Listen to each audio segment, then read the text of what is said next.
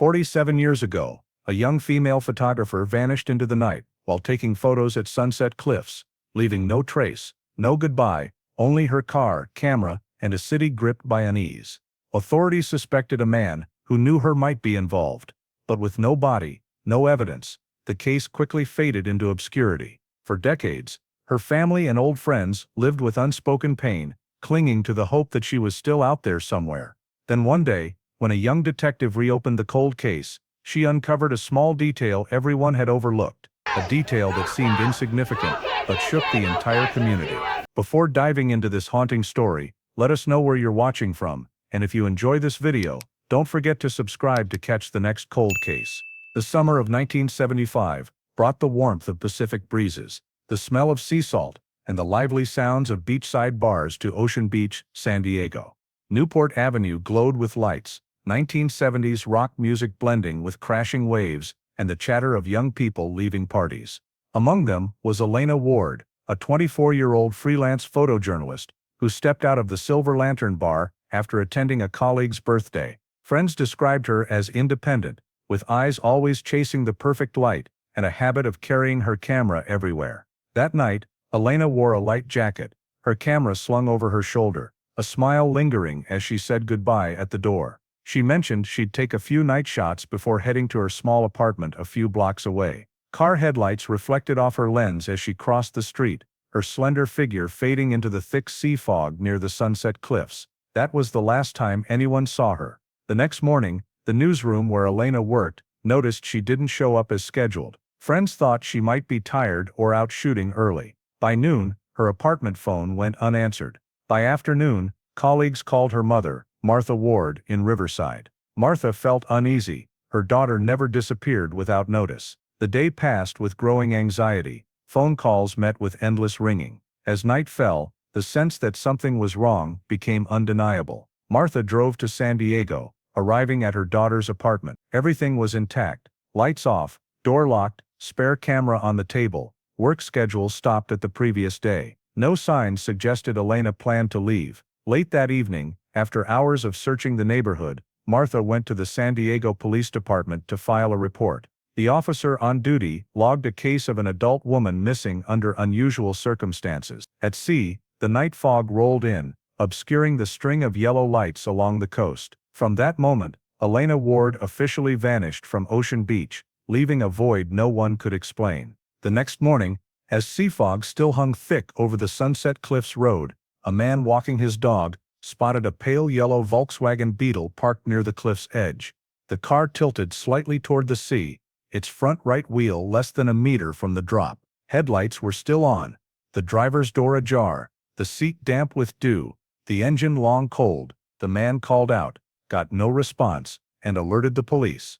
When the patrol unit arrived, the area was immediately cordoned off. The first two officers noted, the car was parked at an angle, gear in neutral, handbrake engaged. No skid marks or tire tracks suggested a sudden stop. The car was deliberately parked. One officer checked the wet sand by the road, finding faint shoe prints leading from the pavement to the car, then vanishing near a wooden guardrail. Wind and fog had erased most traces, but enough remained for photographs as evidence. Inside the car, the cabin was tidy, no signs of a search or struggle. On the passenger seat lay a single lens camera, lens cap off, battery missing, strap tangled. A San Diego map on the floor had a wet, sandy corner. In the trunk, a small leather bag held a wallet, press ID, 2 unprocessed film rolls, and a notebook. The last page had a hurried note, Sunset Cliffs good light, try southwest angle, no blood, no signs of a struggle, nothing missing.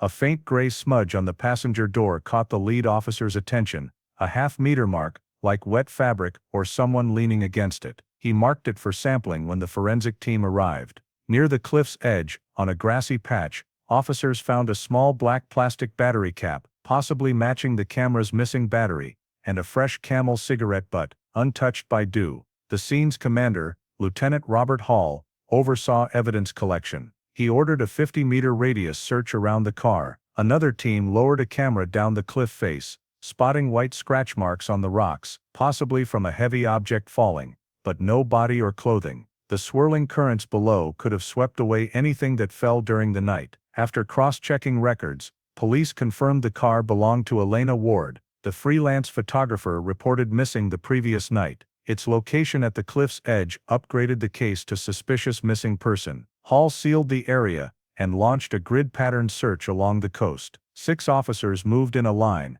arms length apart, sweeping the grass and rocks. They recovered a gray fabric scrap, coated with sand and seaweed, possibly wool or synthetic. As evidence was sealed, Hall noted environmental conditions, southwest wind, high humidity, thick fog, factors that could erase traces within hours. He wrote in his field notebook, "Car shows no damage, inconsistent with accident or fall. Human intervention likely." Before leaving, an officer suggested lowering a boat below the cliff, but Hall delayed it due to strong waves, opting for a dive team the next morning. The Beetle was towed to a storage facility to protect it from salt and moisture, covered with a tarp. Its parts, steering wheel, seats, floor mats, gear shift, photographed and tagged. The final evidence list included a camera showing signs of use before being dropped, a salt-stained map, a gray fabric scrap, a Camel cigarette butt, a black plastic battery cap, and faint, partially erased shoe prints. Hall reviewed his notes, standing quietly by the cliff's edge. He noted an eerie stillness,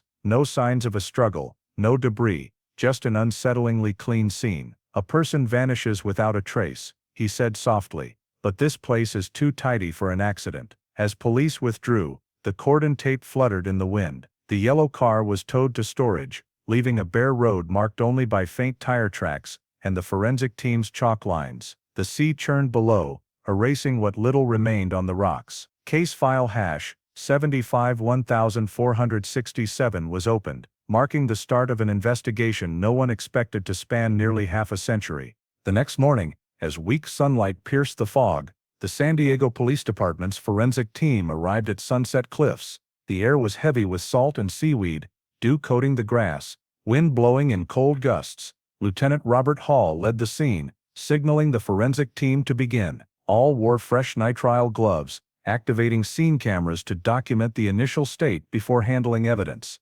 The pale yellow Volkswagen Beetle remained in temporary storage, but the cliffside scene was prioritized. The forensic team divided the area into 8 gridded sections with measuring tape, each numbered for detailed logging. Forensic Officer Daniel Briggs, a trace evidence specialist, knelt to examine the sandy surface. Under low-angle lighting, he found parallel depressions, possibly shoe prints, blurred by wind and fog. He cast a mold of the sand, labeled E10, pointing to the grass near the cliff's edge, where the gray fabric was found the previous day. Briggs said, "Recheck this area, confirm for fibers or tears."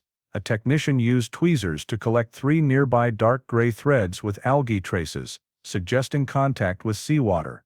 These were sealed separately, noted, possibly matches E5. Another team scanned the northern grassy area with a metal detector and magnetic sweep, finding a small metal hairpin half buried in the sand. Its surface was slightly oxidized but intact. Based on archived photos, Hall confirmed Elena Ward often used similar clips when working outdoors. Labeled E11, it was sealed immediately. While the outdoor scene was processed, another team worked in the evidence storage where the Beetle was kept. A mobile forensic lab was set up in the garage, equipped with a light table and air filtration. Under the tarp, the car was untouched. Briggs scanned with UV light, detecting faint particles on the door handle, possibly sea salt or dried sweat. He swabbed it, labeled E12, for protein analysis. The driver's seat, passenger seat, gear shift and floor mats were removed one by one. Each was vacuumed with a specialized machine using sample filters. In the passenger seat filter, they found an 8 cm brown hair curled in a cushion crevice. Under a microscope, the hair had a root with cellular material, suitable for DNA testing. Hall gave Briggs a slight nod. "Keep it safe, this could be key." In the trunk, they found a neatly folded light blue handkerchief with EW embroidered on the edge. It was photographed and sealed in a moisture-proof bag. Nearby, 2 unprocessed Kodak film rolls were handled carefully, with temperature and light controlled to preserve potential images. Briggs noted, "Prioritize developing, may contain victims' last photos." Under the driver's seat, a technician found a white crystalline salt residue. A quick ninhydrin test was negative for blood, positive for sodium chloride, sea water. This suggested the driver had contact with seawater or heavy fog before entering the car. After 3 hours, the forensic team's preliminary evidence list included gray fabric E5 and 3 related threads, E10, a metal hairpin E11, door handle biological sample E12, a long hair with root E13, an EW handkerchief E14, and unprocessed Kodak film E15. Each was sealed in anti-static bags, double-sealed and coated per SDPD protocol. When finished, Hall and Briggs walked the cliff's edge one last time. The sand had dried, the wind carrying a salty tang. "See that?" Briggs pointed to faint shoe prints near the car. "The strides uneven, like someone stepping backward." Hall mused. "Means someone approached her, or she backed away." They fell silent. Waves crashed against the rocks, a heavy rhythm like a countdown. That afternoon, all evidence was sent to the San Diego Forensic Unit. The initial report noted, "No blood or signs of direct attack. Biological traces don't rule out contact between two individuals." In his internal log, Hall wrote, "The scene is unnaturally clean. The absence of tangible evidence is itself evidence. The car was stopped deliberately, not meant to leave. Everything suggests Elena Ward met someone she trusted." As the forensic team left, the cordon tape gleamed in the late afternoon sun. The cliff stood silent, waves rolling steadily, cloaking everything in a layer of cold memory. In his personal journal, Hall added a final line that day, words Detective Maya Hernandez would read years later when reopening the case. "We may not have heard her cry, but the sea surely did." Elena Ward's disappearance was officially handed to the SDPD Criminal Investigation Unit, marking the first step in a case that would remain sealed for decades. Immediately after the forensic team completed their work at the scene and handed over all physical evidence, the SDPD Criminal Investigation Unit began the social investigation phase, searching for the people in Elena Ward's story. Lieutenant Robert Hall was responsible for coordinating the entire case. To him, the collected evidence, a strand of hair, a piece of gray fabric, an undeveloped roll of film, was just the tip of the iceberg. The real question was, who did she meet that night, and why was her car found at the edge of the cliff? All started by reconstructing Elena's itinerary on the day she disappeared. She left the San Diego Gazette newsroom late in the afternoon, stopped by Silvergrain to buy film and batteries, and then no one saw her until evening. Several sources reported that Elena often visited the Lantern, a bar near the coast where photographers gathered. That was where she was last seen. The bartender, Kathy Moore, stated that Elena sat at the counter, briefly chatting with a few acquaintances from the photography community, carrying her camera and a small canvas bag. Around 10:30 p.m., he left the bar with a tall, brown-haired man wearing a gray jacket. Kathy distinctly remembered the jacket, a pilot-style one with worn patches on the sleeves.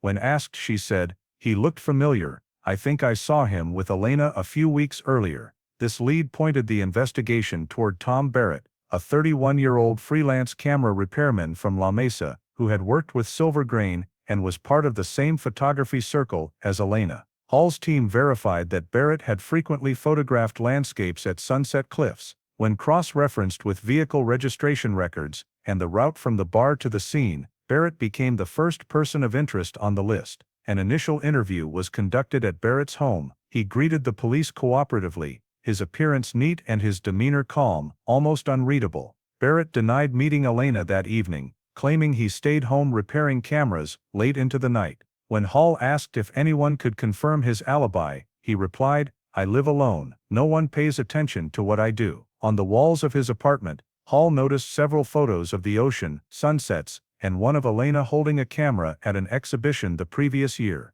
Barrett said curtly, "I admired her style, that's all." A search of Barrett's apartment turned up a gray jacket matching Kathy's description. The fabric was a wool-nylon blend, consistent with the sample found near Elena's car, but the lack of precise fiber comparison technology at the time made it impossible to confirm a match. In the trunk of Barrett's Ford Bronco, police found a few grains of beach sand, but nothing significant. It was a common type found across San Diego's coast. Police also interviewed Barrett's neighbors. A middle-aged woman recalled hearing a loud engine noise around midnight that night, sounding like Barrett's truck, but she didn't see him. Her statement was noted, but lacked the weight to be conclusive. In the following days, Hall ordered a broader sweep of the coastal area. A local fisherman, Walter Deeks, reported seeing car headlights stationary at the cliff around 11 p.m., with two figures moving nearby. "I thought it was a couple arguing," he said, "but then only one person was left walking around the car. After that, the lights went out."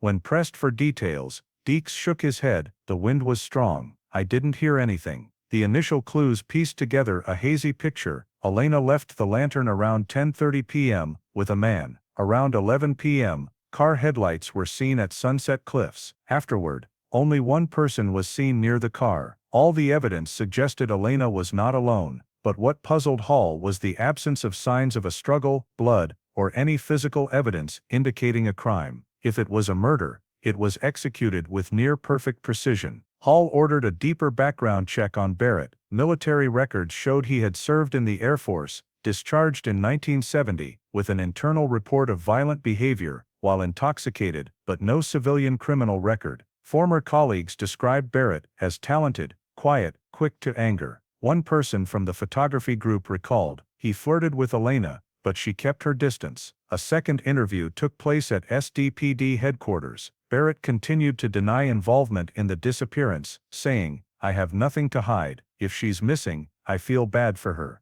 Hall asked, "Any reason you'd be at Sunset Cliffs that night?" Barrett gave a faint smile, "I wasn't there. Everyone knows I hate driving at night." The interview ended without a breakthrough. There was no physical evidence, no direct witnesses, no clear signs of a crime. Hall had only a hunch that Barrett was withholding part of the truth, but in official reports, everything had to be backed by evidence, not intuition. Hall's final internal note from this phase was brief: insufficient evidence to charge. Keep Barrett under passive surveillance. Offshore, waves continued to crash steadily against Sunset Cliffs. Elena's yellow Beetle was towed to the evidence lot, leaving only faint tire marks in the sand. For the San Diego police, Elena Ward's disappearance now entered its most challenging phase. No body, no weapon, no further leads. By late July 1975, after nearly 4 weeks of investigation with no results, Elena Ward's disappearance was officially downgraded from active investigation to suspended.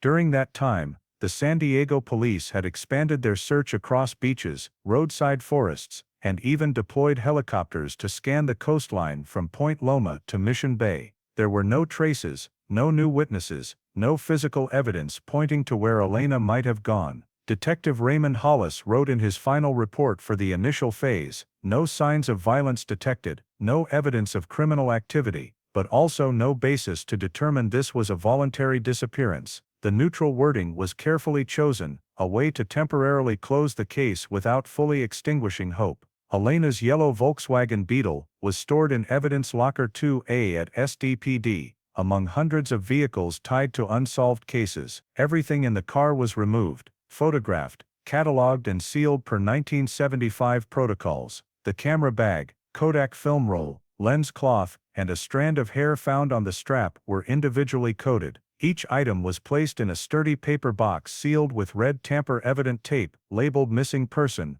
Elena Ward, Case File #751467. The evidence box was sealed with wax and stored on a metal rack alongside dozens of other unresolved cases. Hollis spent a few more days reviewing the file one last time. He checked statements, scene diagrams, Barrett's interview transcripts, and the list of completed search areas. Everything led back to the same dead end: nothing. There was no evidence Elena left Ocean Beach, nor proof she traveled beyond a few miles from the area. Her bank confirmed no transactions after her disappearance. Her passport, Idaho, and spare camera remained in her apartment. Hollis knew that as time passed, cases like this became nearly unsolvable. No witnesses, no physical evidence, no body. In his final report, he wrote, "Low likelihood of survival, likelihood of locating victim undetermined." The case was handed over to the Cold Case Unit for archiving. Per protocol, it would be revisited if new evidence emerged or a similar case surfaced locally. At the time, San Diego was grappling with dozens of missing persons cases,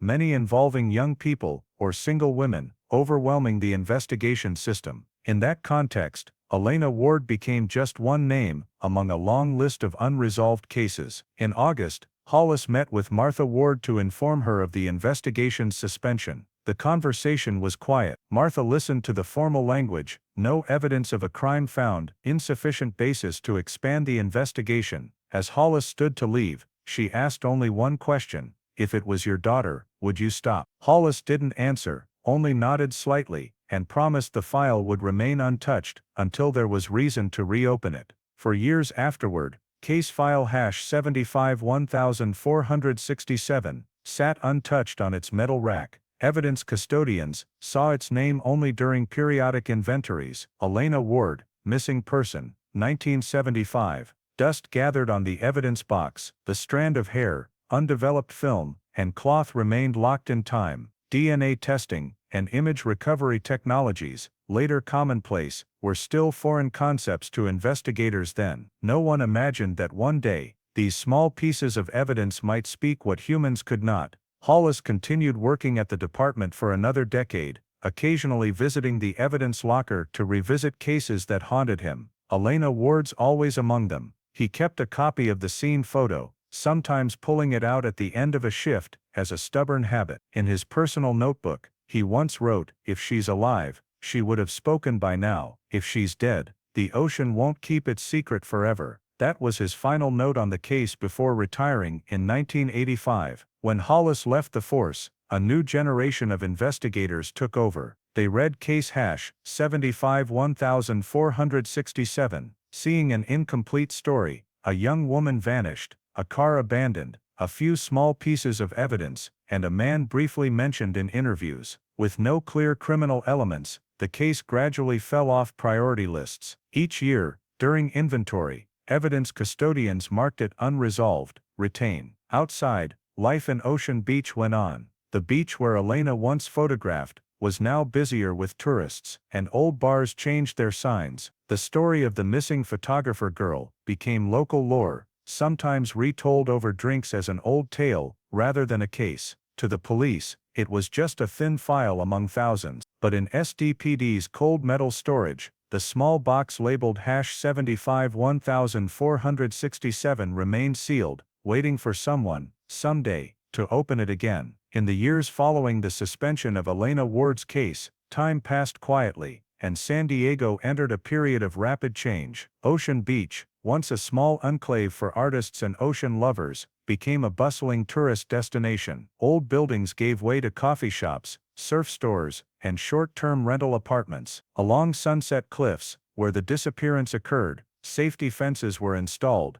and dangerous edge, stay back signs were posted. Most newcomers had no idea that nearly half a century earlier, a young woman had vanished without a trace. For the San Diego police, case #751467 was just an old file in the evidence storage system. When Detective Raymond Hollis retired in 1985, it was handed to the Long-Term Records Unit. No one actively monitored it, no requests were made to reopen it, and no new evidence surfaced. Younger investigators, skimming cold case lists, often overlooked it due to the lack of clear criminal elements, prioritizing cases with witnesses, blood evidence, or defined suspects. Elena was just one of many who disappeared in the 1970s. Time eroded memory. Elena's mother, Martha Ward, lived in Riverside for another decade, sending dozens of letters to the police asking for updates. The response was always the same: no progress. By the late 1980s, she stopped writing. Elena's former colleagues left the newsroom, and the new generation knew her only through old photos in the archives. Only Hollis, in retirement, occasionally visited SDPD during year-end inventories. He'd walk the long hallway to the evidence locker, where fluorescent lights illuminated rows of metal racks, holding the box labeled #751467. Once he brushed the dust off the box,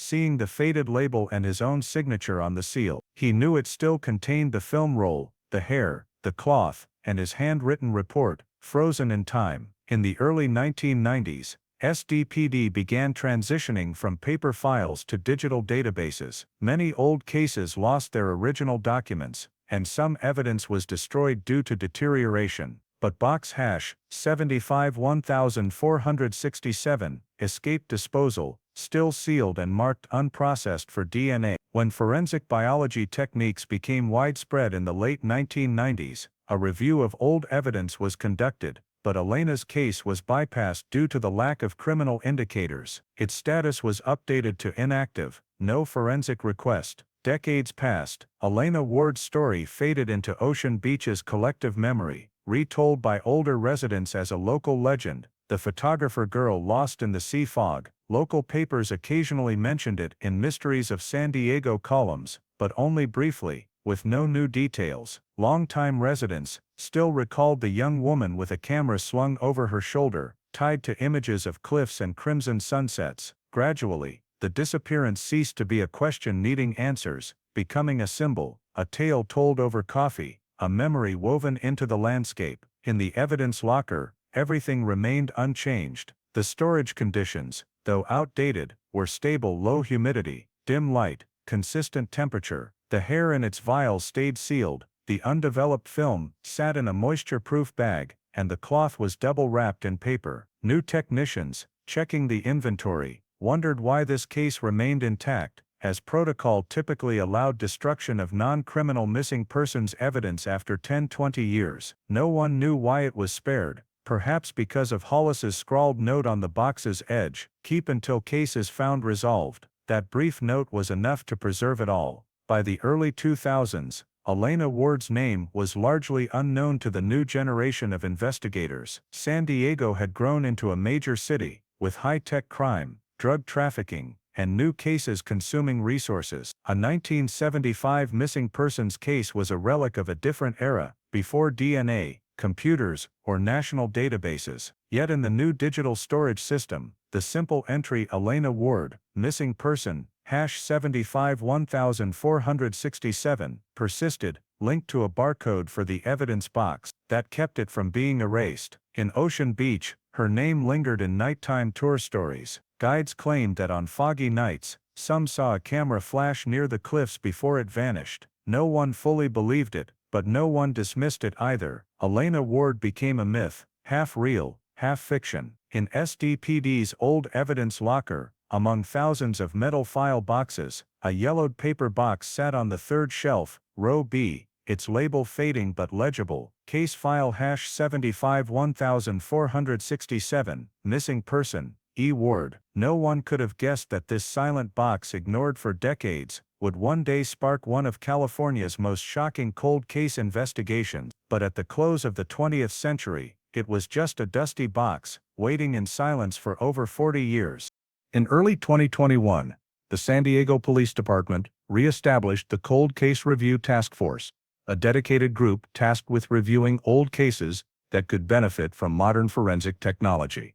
Detective Maya Hernandez, 38, was assigned to lead the team reviewing long-standing missing persons cases, those without bodies, suspects, or leads, but with preserved evidence. Hernandez, previously with the Violent Crimes Unit, was known for her meticulous work and keen memory for details. As over 300 cold case files were uploaded to the system, she focused on cases from the 1970s, many of which were overlooked due to the lack of DNA analysis at the time. One entry caught her attention, #751467, missing person, Elena Ward. No updates had been recorded since 1985. Opening the digitized file, Hernandez found scanned pages from the original documents, Detective Hollis's reports, a crime scene diagram, photos of a yellow Volkswagen Beetle, an evidence log, and an inventory list. 1. Camera bag. 2. Unprocessed film roll. 3. Lens cloth. 4. Long hair sample. She paused at the last item. Long hair sample, a rare find in missing persons cases from that era. Most biological evidence from the 1970s had been destroyed or degraded. If this hair was still intact, it could yield viable DNA. She immediately called the evidence storage unit to confirm the status of the sealed box. That afternoon, Hernandez visited Evidence Facility 2A, a gray building near the city's outskirts. The storage clerk, a man with over 20 years on the job, led her through rows of towering shelves. LED lights glinted off thousands of paper boxes and metal containers, each labeled with a case number. At row B, shelf 3, he pointed, "Here, #751467, unopened, since it was sealed in 1975. The box had yellowed, its handwritten label in blue ink still bearing Hollis's clear signature. Hernandez donned nitrile gloves and carefully inspected the seal, intact wax, unblemished red stamp, and unbroken adhesive. She signed a new unsealing form, noting the purpose as modern forensic examination. Inside, the contents were better preserved than she'd expected. The camera bag was intact, the unprocessed film roll, sealed in a moisture-proof bag, the gray lens cloth, faded but whole, and a small vial held a coiled long hair. She exhaled slowly, evidence this pristine after nearly half a century was rare. Hernandez photographed each item, cataloged them, and requested the biological sample be sent to the California Department of Justice Forensic Laboratory in Sacramento for DNA testing. She knew the process would take time, but if the sample was viable, it could be the first breakthrough in 46 years. Back at her office, Hernandez dove into Hollis's original file. His meticulous notes reflected a classic investigator's style. Hollis avoided hasty conclusions, leaving clear remarks about a potential suspect. Tom Barrett, acquaintance of the victim,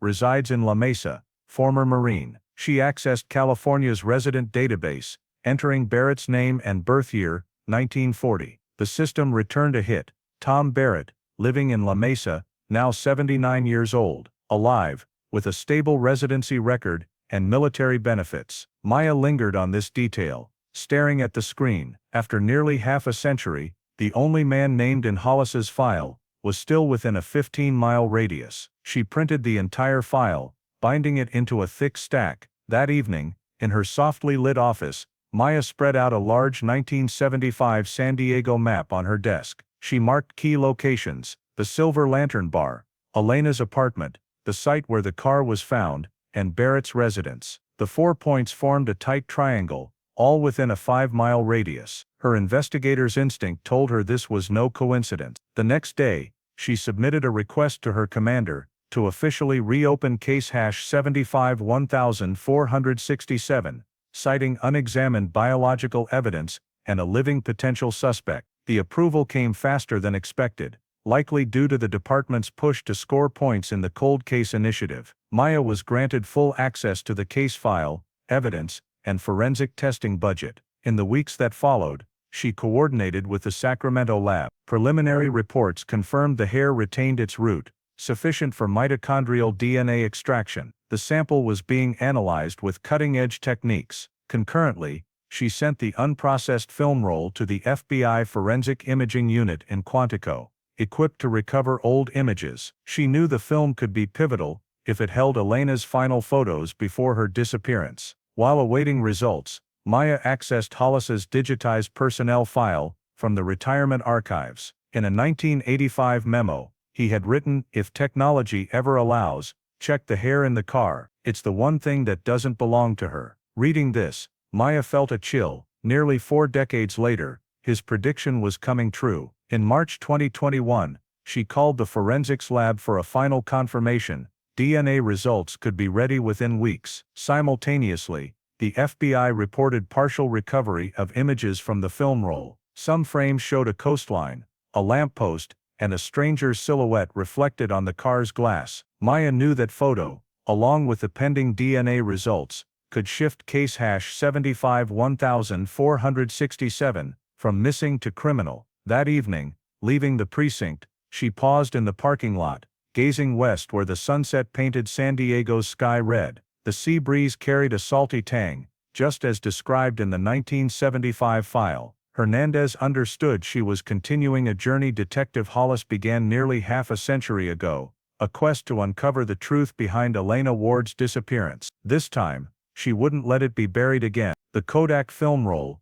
sealed for 46 years, was securely transported to the FBI's Forensic Imaging Lab in Quantico, Virginia. The technicians there were accustomed to handling evidence more fragile than human memory. Moldy film, faded photos, damaged tapes. But Elena Ward's film was exceptional, preserved in near-ideal conditions, sealed in a moisture-proof bag, untouched since 1975. When the metal box was opened under white light, a faint chemical scent wafted out, like a breath of time. Wearing gloves, technicians carefully unspooled the film, revealing frames under violet inspection light. No significant degradation was visible. One technician remarked softly, "She was a photographer. She knew how to store film." The development process took place in a dark room, using specialized solutions to restore lost silver halide sensitivity. Each step was recorded, as the film was the sole surviving evidence from the scene. After 3 hours,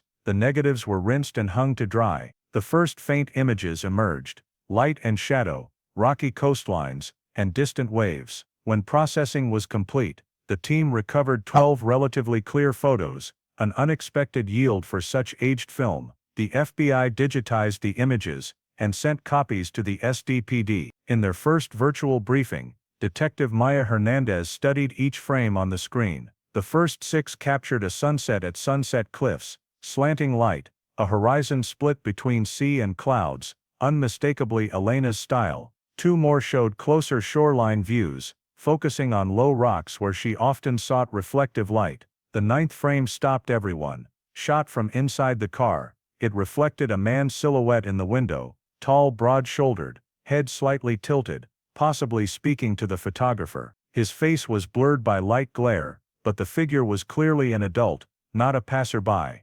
Hernandez requested magnification of the reflection. The imaging team enhanced contrast, adjusted brightness, and applied noise reduction. After hours, the figure's basic features emerged: angular face, short hair, dark jacket, upturned collar. Elena's smaller silhouette, her arm holding the camera, was visible in the glass. It appeared she'd taken the photo from inside the car, possibly with the door ajar. The background showed blurred rocks and sea, indicating the shot was near the cliff edge, where the yellow beetle was found. Lighting data suggested the photo was taken around 1 a.m., based on sea reflections and headlight angles. This meant Elena was alive after midnight, the last time she was seen at the bar. Hernandez requested the FBI send the original files and high-resolution scans to San Diego for further forensic analysis. At SDPD, she and a graphics specialist compared the figure's silhouette to old case records. She retrieved a 1968 military photo of Tom Barrett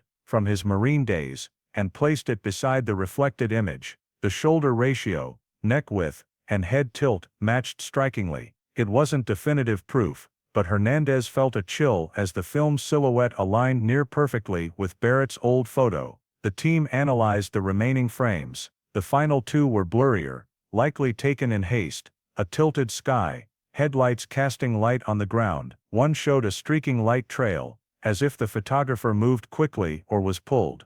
The short exposure captured a sense of chaos. Though inconclusive, the image suggested Elena may have been approached or struggled shortly after. Hernandez had the team reconstruct the lighting and location data. Based on the rocks and coastline contours, technicians pinpointed the exact spot at Sunset Cliffs Natural Park, near the 3rd rock hollow, where the beetle was found on July 24, 1975. The rock's crevices and cliff angles matched current satellite imagery with 96% accuracy, confirming Elena took those photos just before vanishing. This shifted case hash 75-1467 from missing undetermined to a suspected criminal case. Hernandez updated her report and submitted it to her commander. In her summary she wrote, "The film evidence shows an unidentified man's presence beside the victim just before her disappearance. His identity must be verified."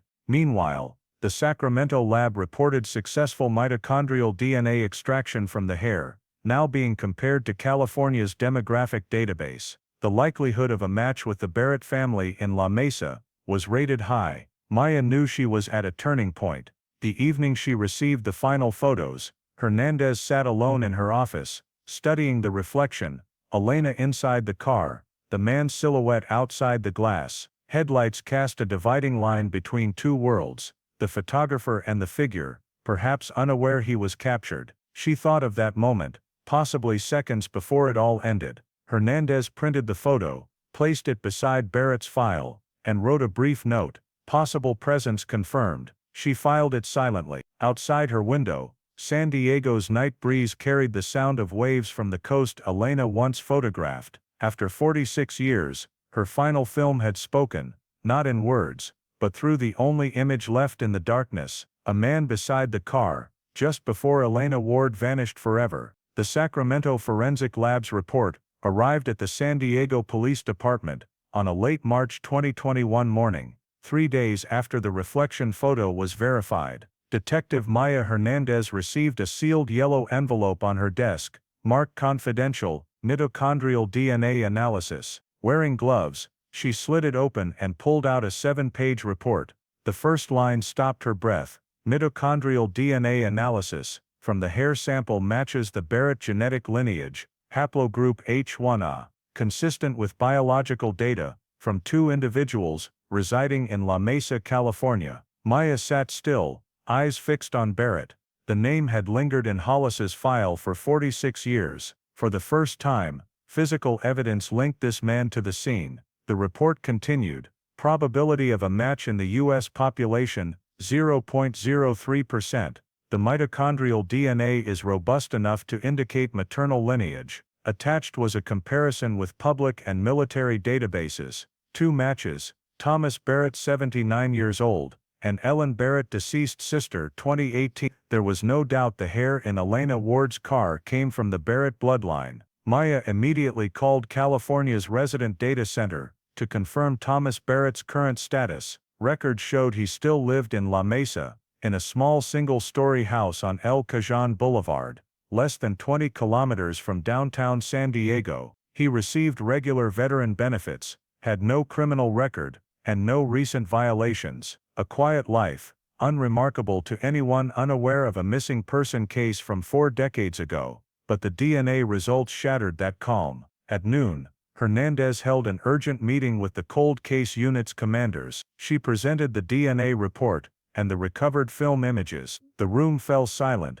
as she displayed the reflection photo alongside Barrett's military profile picture. "This is the same person," she said firmly. "And now, science proves his biological trace was in the victim's car." A veteran officer asked, "Could the hair be from casual contact?" Maya shook her head. "Unlikely. They weren't close acquaintances, and the car was found hours after her disappearance. There's no reasonable explanation for Barrett's hair being there, unless he was in the vehicle." The command board agreed to reclassify case #75-1467 from missing person to homicide. Suspicious circumstances. Hernandez was authorized to launch a formal criminal investigation with Barrett as the primary suspect. She promptly requested surveillance orders and access to his financial, communication, and medical records. Military records showed Barrett served at Camp Pendleton, discharged in 1972 due to a minor injury.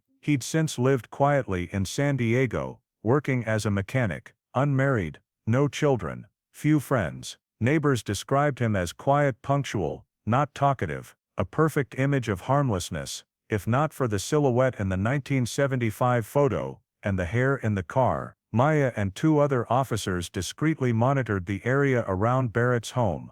The small house, with gray walls, had a front yard of roses and cacti. Each morning, he bought coffee at a nearby diner, read the paper, and walked home. He lived alone. Hernandez felt the paradox between the quiet old man before her and the chilling figure in the old film. She knew cases like this often left few traces. The perpetrator had lived a lifetime without accountability. But now, a hair thinner than thread bridged 2 moments half a century apart. While the team monitored Barrett, Maya had all old evidence re-examined for further corroboration. The lens cloth retained Elena's DNA, with no foreign traces. The camera bag held no foreign skin cells or sweat. The hair was the only evidence linked to an outsider. Based on 1975 collection protocols, contamination was near impossible. The forensic lab's cross-check confirmed. The hair sample does not match any investigators, technicians, or the victim's relatives. The only match was the Barrett lineage. Hernandez spent an evening reviewing Hollis's original file. In Barrett's initial interview, he claimed he knew Elena from a few encounters at Sunset Cliffs, and denied being there the night she vanished. But a note at the end caught Maya's attention. When told about the car's discovery, Barrett asked, "Have police checked the southern area?" A question only someone familiar with the terrain would ask. She jotted in her notebook, "Someone at the scene would ask that."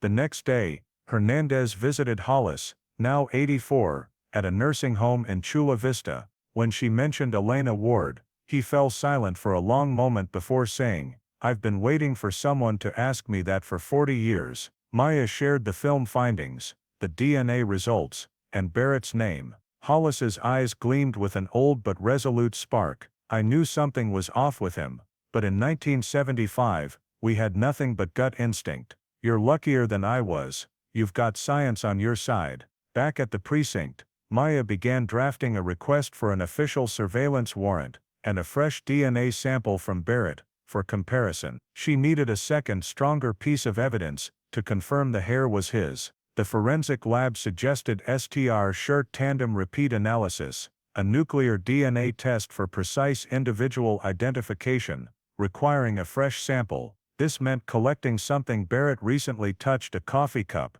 cigarette napkin, anything. Meanwhile, Maya continued working with the FBI to refine the reflection photo analysis. Using facial recognition software, technicians estimated a 78% similarity between the silhouette and Barrett's military photo. She knew she was close, only one direct DNA confirmation away from unlocking the case. That evening, updating her investigation log, Maya wrote, "The hair, seemingly insignificant, has become stronger evidence than any testimony. Thomas Barrett is no longer just an acquaintance of Elena Ward. He was the last person with her, and he may have ended her life." In La Mesa, in a quiet house, the 79-year-old man still drank his morning coffee, read old newspapers, and remained unaware that his past was about to resurface, from a single hair left in a car, under the moonlight of a 1975 summer night.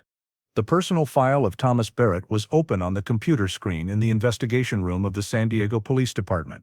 Detective Maya Hernandez spent the entire morning combing through every entry in the military, court, and civilian databases. The more she read, the more a chill ran down her spine at details that, nearly half a century ago, the police could not have fully known. Barrett was born in 1940 in Bakersfield, California. At 18, he enlisted, serving in the U.S. Marine Corps, and was deployed to Vietnam in 1967 as part of a combat engineering unit. His military record noted commendations for discipline and responsibility, but alongside these were a series of unpublicized internal reports, altercations with fellow soldiers, disorderly conduct while drunk, and a written account alleging an assault on a female nurse in the barracks, an incident handled internally without criminal charges. After being discharged in 1972 due to a leg injury, Barrett returned to San Diego, working as a mechanic and fishing boat maintenance worker. As Maya shifted to local records, she discovered Barrett had been warned multiple times for noise disturbances, threatening neighbors, and 2 public order violations in the 1970s. None resulted in serious convictions, but the pattern showed a tendency toward violence and hot-headedness, especially when drinking. A 1974 report from the San Diego Police Department noted, "Subject frequently visited the Sunset Cliffs area late at night, claiming to fish, but residents reported him shouting and throwing bottles into the sea." This line made Maya pause. Sunset Cliffs, the exact place where Elena Ward disappeared just a year later. She continued digging into residential records from that period. Barrett lived in La Mesa but had rented a small room near Newport Avenue from 1974 to 1976, just 500 meters from the Silver Lantern Bar. This meant that during the time Elena was alive and frequently photographing in that area, Barrett was practically a neighbor. Tax records showed he vacated the room just 3 months after Elena's disappearance and moved permanently to La Mesa, where he still resided. Maya noted, the timing of the move coincides with the conclusion of the 1975 investigation. A small article from August 1975 in the local paper caught her attention. A brief piece on page 3 of the San Diego Tribune mentioned a group of volunteers searching for the missing photographer girl at Ocean Beach. Among the listed participants from police records was Tom Barrett, a local volunteering to assist rescue efforts. Maya stared at the text in disbelief. The man who stood near Elena in her final photograph had joined the official search team just days after her disappearance. According to police notes from the time, Barrett helped set up safety barriers and assisted with transporting diving equipment. This made him a familiar face among the rescue team, and thus no one suspected him. For Hollis, Barrett's enthusiastic assistance likely explained why initial suspicions never developed into charges. Now for Maya, it only highlighted his manipulation, a perpetrator always seeking to hide in plain sight within the crowd. Maya sent a request to the National Personnel Records Center for Barrett's full military file, including psychological reports and disciplinary evaluations. The response, received a week later, confirmed that Barrett had participated in an anger management treatment program in 1971 at a military hospital in Okinawa, after an altercation that left a fellow soldier with a broken nose. Doctors noted, subject exhibits a tendency toward obsessive control and possessive behavior, particularly toward women. This sentence rang in Maya's mind like a warning bell. She compiled all the data into a new file: his military service, history of violence, residential locations, volunteer activities, and direct connection to the Sunset Cliffs area. It formed an undeniable picture. In her memo to her superiors, she wrote, Barrett was not only present in the victim's frequent haunts, but also actively participated in the search effort to deflect suspicion.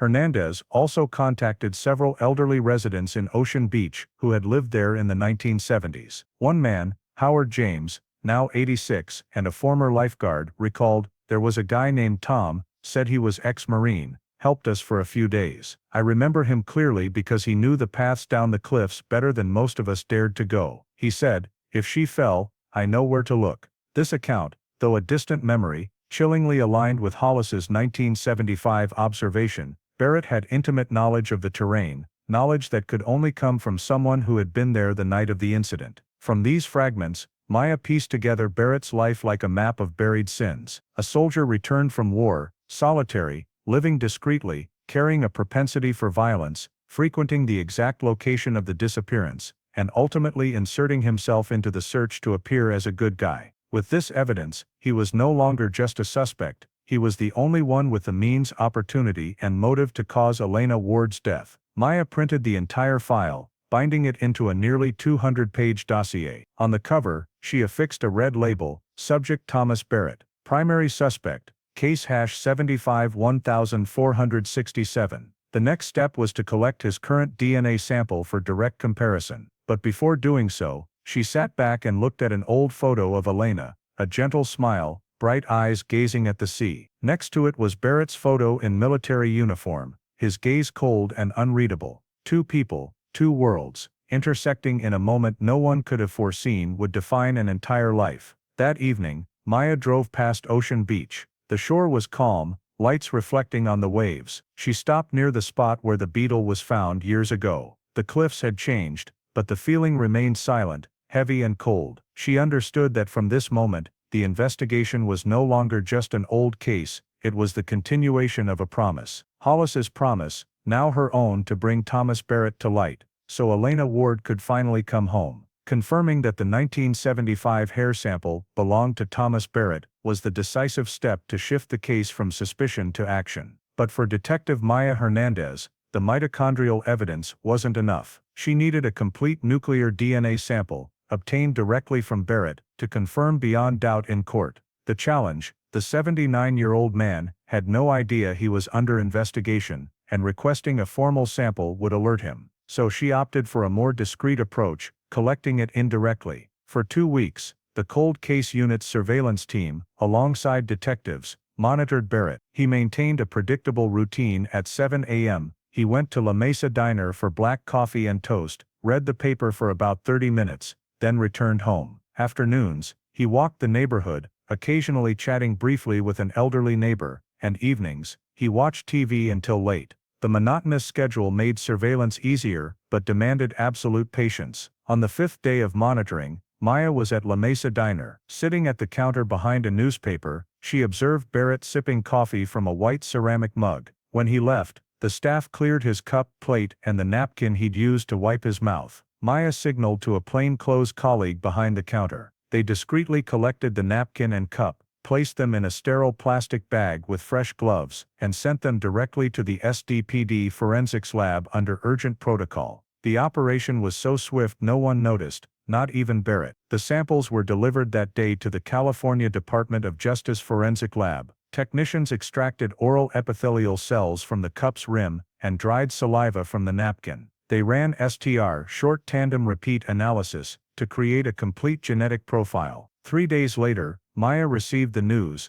the nuclear DNA sample from the items matches 99.998%, with the mitochondrial sample from the hair in Elena Ward's car. The 12-page report bore the state forensic agency's seal. A hair, a coffee cup, and a saliva trace together, they bridged the past to the present. Maya read each line of the results, feeling a mix of relief and anticipation. This was the final piece she'd awaited for months. She immediately printed the report, along with restored film images and military records, and brought them to an urgent meeting with her captain. In her presentation, she stated clearly, "The nuclear DNA confirms Thomas Barrett was in the victim's car just before her disappearance. No accidental hypothesis can explain this." On the screen, she displayed the evidence timeline: 1975, disappearance; 2021, reanalysis of evidence; the film DNA results, and Barrett still living in La Mesa. After discussion, the captain signed off on a request for an arrest warrant.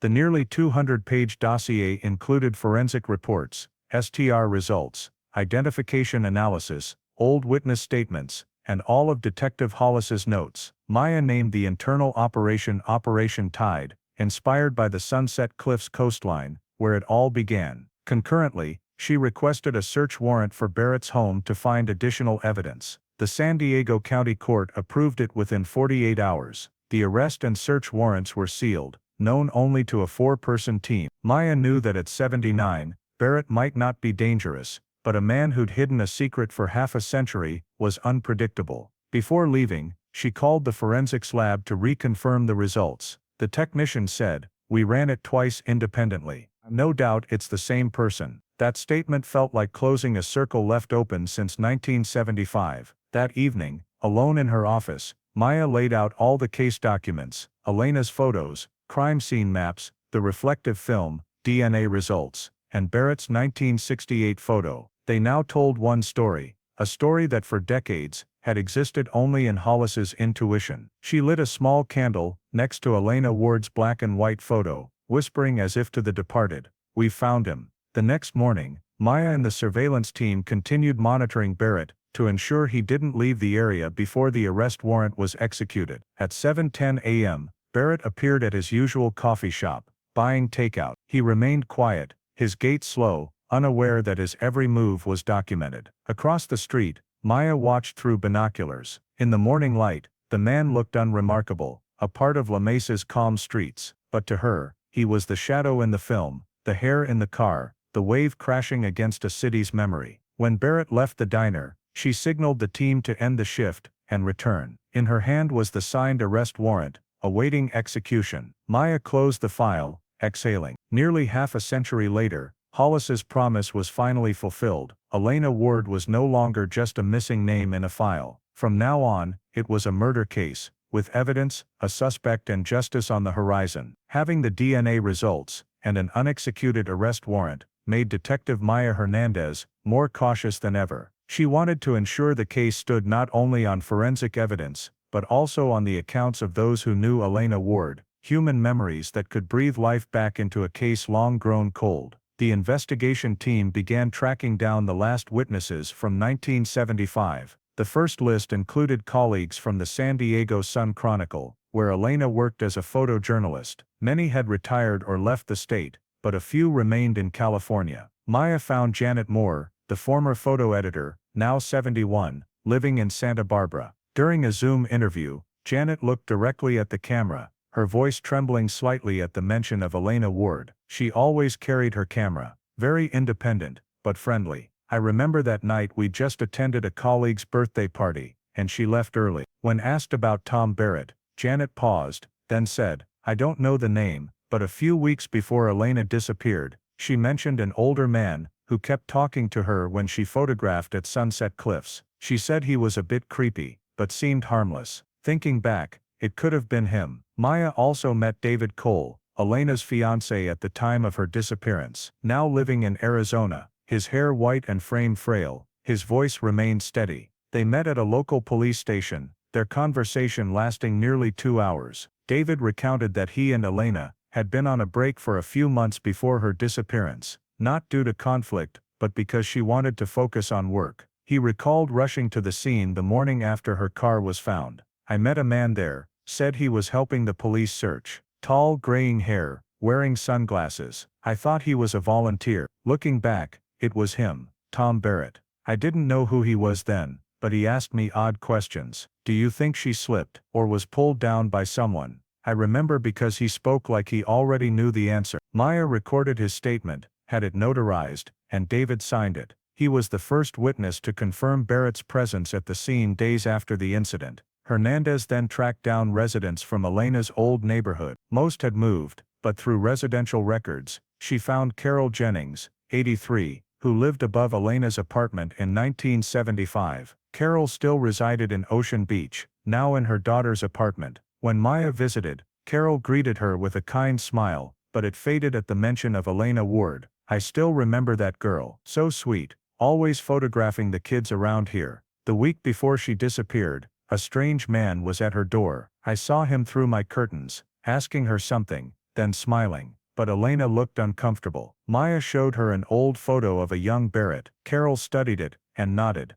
That's him. I can't forget those eyes. Her confirmation was recorded, added to the file with date, location, and detailed description. Next, Maya recontacted Howard James, the former lifeguard she'd interviewed earlier. He agreed to provide an official statement. In a recorded session, he said, I saw him in the search group. He always took the lead, saying he knew where to check. Once he pointed to the area where I now think the car was found. When our divers found nothing, he said, stop looking. The waves probably took her. I didn't understand why he was so certain. When Maya asked why no one suspected him, Howard sighed. Because he acted like he cared. Everyone thought he just wanted to help. These accounts were compiled into a timeline. Barrett was seen around Elena's apartment, before her disappearance, at the search scene afterward, and identified by at least 3 independent witnesses. Though not physical evidence, they strongly bolstered the legal case that the suspect was in key locations, had direct contact with the victim,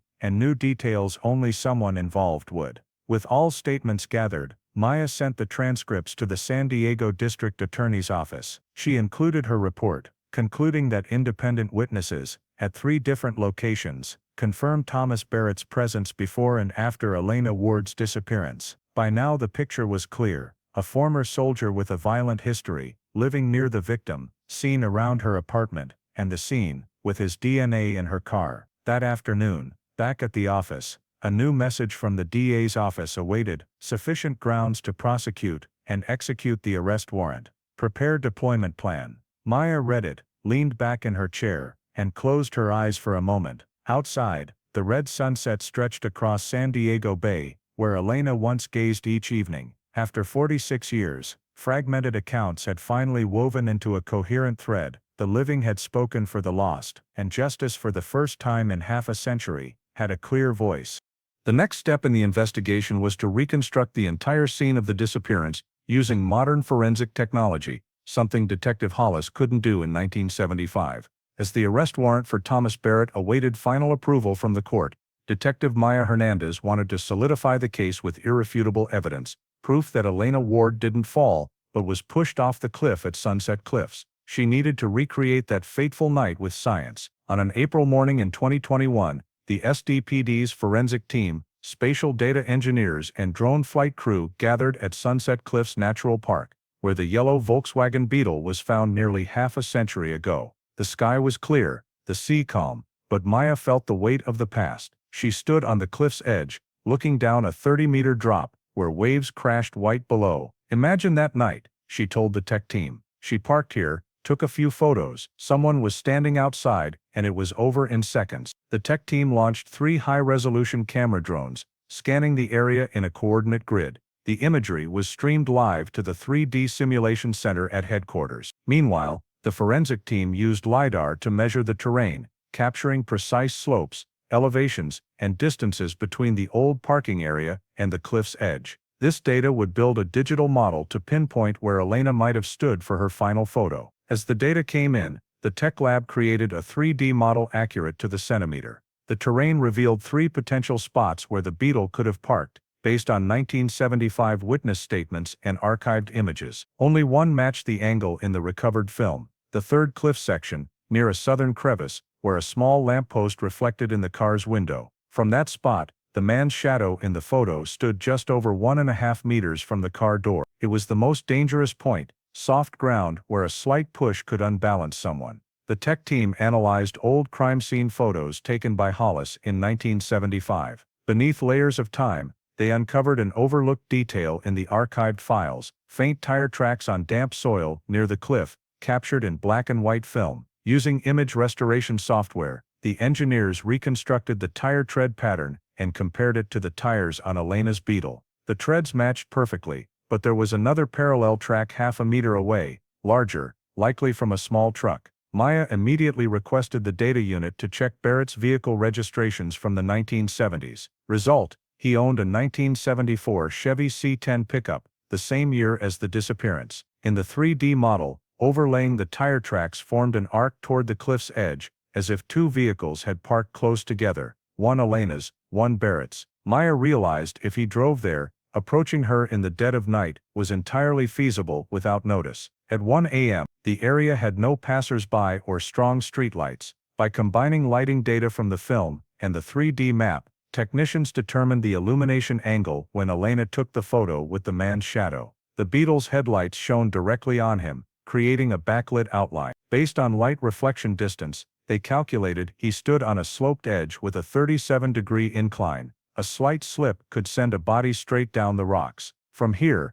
the Elena was pushed theory was no longer speculation, but a physics-backed conclusion. Hernandez had the entire sequence recreated in a simulation video. 050. Elena drives to the cliff. 058. She opens the door, grabs her camera. 102. A man approaches. 103. The reflection photo is taken. 104. Movement. A struggle. 105. The victim loses balance, falls. The video ends with the Beetle's lights on, door ajar, sea wind howling. No scream, just waves. During a briefing with the DA's office, Maya played the simulation on a large screen. The 3D imagery and terrain data silenced the room. An engineer added that the ground slope and the man's position relative to the cliff aligned with an external force, not a random slip. The report concluded, position, timing, lighting, and fall trajectory all indicate a high likelihood the victim was pushed or pulled while taking the photo. Chief Prosecutor Linda Moore, after watching, said one sentence: "We have a murder." The simulation video, 3D map, tire track images, and terrain data were immediately added to the legal file. Police called it silent evidence, built not on testimony, but on numbers, precise, impartial, undeniable. That afternoon, Maya returned to Sunset Cliffs. The wind still blew strong, but the scene was now layered with technology: drones hovering, green laser scanners glowing. She looked down where sea met sky, her heart heavy. "I'm here, she was here," she thought, "and now justice is here." As dusk fell, the final report stated, simulation results show the victim stood 1.4 meters from the cliff's edge, impacted by a left side push. The fall trajectory aligns with the Cabrillo tide pools area, where a body could be retained. That last sentence guided the investigation's next step, finding where Elena Ward lay for 46 years. On September 7, 2021, the arrest warrant for Thomas Barrett was signed by the San Diego County Court after Chief Prosecutor Linda Moore reviewed the full file: DNA results, restored photos, 3D reconstruction, and witness statements. The document bore a brief but firm note: probable cause, homicide. Elena Ward, 1975. For Detective Maya Hernandez, it was the moment she and her team had awaited for nearly a year. No longer a suspect, Barrett was now a charged defendant. The arrest plan was detailed to the minute. Goal: surprise capture, minimal risk, ensuring safety and preserving evidence. At 3:45 a.m., the La Mesa sky was still dark, lit only by faint yellow streetlights from a gas station. A small tactical team of 8, including Maya, gathered at a parking lot 2 blocks from Barrett's home. They wore light field gear, chest-mounted cameras. An officer reviewed the mission: target Thomas Barrett, 79, murder suspect, possibly armed. Silent approach, no media or neighbors alerted before we leave. Maya stood quietly in the dark, studying the house map: single story, 2 bedrooms, 1 kitchen, small backyard. She knew she was about to end a story that began before her birth. At 4:10, they moved silently. The street was empty, only the soft sound of boots on pavement and breaths over comms. At the door, the team leader signaled. 2 officers flanked the back, another group secured the front. "Breach," Maya whispered. A faint metallic click sounded. As the door swung open, flashlights flooded the quiet living room. An officer's voice rang out, San Diego Police Department. Mr. Barrett, we have a warrant. The old man appeared in the hallway, in a robe, face stunned. He blinked into the blinding light, and said hoarsely, "You're 46 years late." The words briefly froze the team. Maya stepped forward, reading the warrant per protocol. Barrett didn't resist, raising his hands, his voice eerily calm. "I knew this day would come." After cuffing him, the team searched the house under court order. Every corner was photographed, recorded. The house was tidy, sparse, with the worn feel of a loner's life. The bedroom had wartime black and white photos, a desk with a Bible and a small weathered wooden box. Inside, Maya found an old notebook, brown leather cover, edges crusted with dried salt, reminding her instantly of Sunset Cliff's sea breeze. The first page, in heavy slanted script, July 1975, she gloved up, flipping carefully. Scattered notes, met her at Cliffs, she wanted to leave. Waves strong, no one will know. No direct confession, but each line cut through decades of silence. At the back, a small photo fell out, a misty coast shot from high up, eerily like Elena's final angle. In a desk drawer, police found more, a 1975 San Diego map, a torn parking ticket, and a faded gray cloth, matching Elena's lens wipe. All were sealed, labeled as evidence. A forensic tech whispered to Maya, "These are trophies from the case. He kept them for 40 years. As the tech team worked, Maya watched Barrett sit cuffed, staring blankly out the window. Morning wind stirred the curtains, carrying the smell of coffee from a nearby shop, the kind he drank daily. "You know why we're here," Maya said. Barrett replied evenly, "I never meant to hurt her. It happened faster than I thought." She didn't respond, letting an officer re-read his rights. By 6 a.m., sunlight spilled over the rooftops. Neighbors began stirring, some peering curiously, unaware of the unfolding drama. A local TV reporter, tipped off, arrived at the street's end. Police kept them back, but cameras caught Barrett, silver-haired, head bowed, thin jacket flapping, as he was led to the car. Across the street, Maya stood by the command vehicle, watching with neither triumph nor pity, just a strange calm, as if time had closed a loop. All seized items went to the analysis center. Initial reports confirmed the notebook and cloth bore sea salt traces, likely from the cliff area. Maya sent the notebook for handwriting analysis against Hollis's 1975 records. Early results, near perfect match. The notebook became the final piece, tying Barrett's actions and thoughts to the night Elena vanished. By 9 a.m., at SDPD headquarters, Barrett was booked and questioned. On camera he remained calm, neither denying nor admitting. "I just wanted to help her find a better shot," he said. She stepped too close to the edge. Maya looked at him directly. "But you were there, weren't you?" He stayed silent. As the interrogation ended, Maya left the room, a weight lifting from her chest. In the hall, she met Linda Moore. The older woman touched her shoulder. "You did what Hollis couldn't." Maya gave a faint smile. "Not me, Justice. It just arrived late." That afternoon, the first news broke on local TV. Cold case 1975 solved. Arrest made in disappearance of photographer Elena Ward. The ticker ran over images of the La Mesa house. In the evidence room, Barrett's notebook lay on the analysis table, silent proof that told the story the sea had hidden for nearly half a century. The San Diego Police Department's interrogation room that morning was bathed in cold white light, a metal table, 2 chairs, a recorder, and a ceiling camera.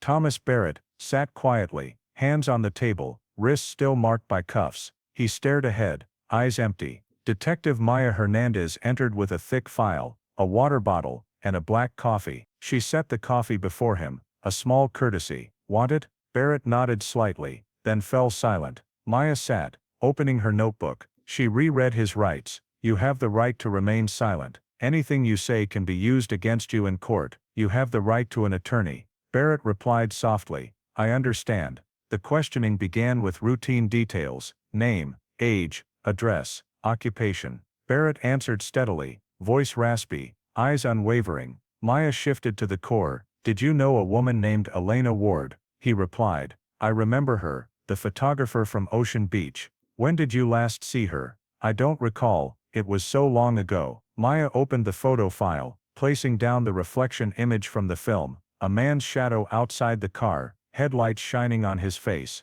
"What about this?" she asked. Barrett studied it, eyes narrowing. "Someone talking to her," he said. "Someone, or you?" Barrett looked away, silent for seconds. Maya pressed on. DNA from hair in her car matches you. We have the film, the notebook, witness statements placing you at the scene, and in the search party. Care to explain why your name's tied to everything in this case? Barrett said nothing. She poured water, slid the bottle toward him. After a moment, he sighed. You're smarter than I thought. Not smart, Maya replied. Just the truth finding its way. Barrett met her gaze, his aged eyes flickering with fatigue. I didn't kill her. I was just there. Maya didn't react, only nodded. Tell me. He leaned back, hands clasped. That night I saw her at the cliffs. I often went there to shoot the night sea, so did she. I approached, talked. She seemed annoyed, said she wanted to be alone. We argued, not big, just words. I got mad, stepped closer, she backed up, then lost balance. It happened so fast, his voice grew hoarse. I tried to grab her, but she slipped. Maya kept her tone steady. You say it was an accident. What did you do after? Barrett closed his eyes. I went down, tried to find her. The waves were strong. I saw a white jacket floating, then gone. I panicked. I was scared people would think I pushed her. I left. He opened his eyes, looking at Maya. I never meant to kill her. Just a flash of anger. Maya flipped a page in the file, speaking slowly. If it was an accident, why not call the police? Why join the search party? And why write "no one will know" in your notebook? Barrett bowed his head, hands tightening. Because I was stupid, he whispered. I thought silence would make it go away. I didn't want jail. I'd been in war. I knew loss. But I wasn't brave enough to tell the truth. She placed the old notebook on the table. You wrote met her at cliffs. Waves strong. No one will know. You want me to believe that's just a casual note? Barrett stared at the words, his voice trembling. I wrote it that night. I couldn't sleep. I heard the waves all night. The room's air grew thick. Maya knew it was time to press deeper. She lowered her voice. You say you tried to grab her. Where were you standing? Barrett pointed at a printed map. Here, the south cliff edge. There's a crevice, a rock hollow below. If someone fell, the waves would pull them straight to the Cabrillo tide pools. Maya noted it, then asked, Can you show us the exact spot? Barrett looked at her long, then nodded. Yes, I'll take you there. I want this to end. Maya stood, stepped out to call the prosecutor and forensic team. When she returned, Barrett sat still, hands on the table, eyes distant. You know this is being recorded, she asked. He gave a sad smile. I've nothing left to hide. You think I've lived peacefully all these years? I hear the sea every night. They escorted Barrett to the car, cuffed but unresisting. On the drive from the station to Sunset Cliffs, he stayed silent, staring out the window. At the sight, morning light hit the cliffs, the sea sparkling as if untouched by tragedy. Barrett stepped out, hands trembling. There, he pointed. 10 meters from this fence. There's a small path down, probably overgrown now. I left her there, between two rocks. The tide came. I thought it'd take everything. Maya logged the coordinates, calling the forensic team to verify. Before being led back to the car, Barrett turned to her, voice breaking. I was wrong. I deserve this. But tell her mother, if she's still alive, I'm sorry. Maya looked at him, nodding coldly. She's gone. Years ago, she said. But your confession, it's reached where it needed to. As the car left the cliffs, Barrett sat quietly, eyes on the sea. The last image of him on the team's camera was a frail old man in a gray jacket, staring down the endless drop where Elena Ward vanished nearly half a century ago. In the control room, Maya saved the recording, time-stamped. 7:42, subject admitted involvement, and identified location of remains. The report later read simply, Thomas Barrett, confession obtained.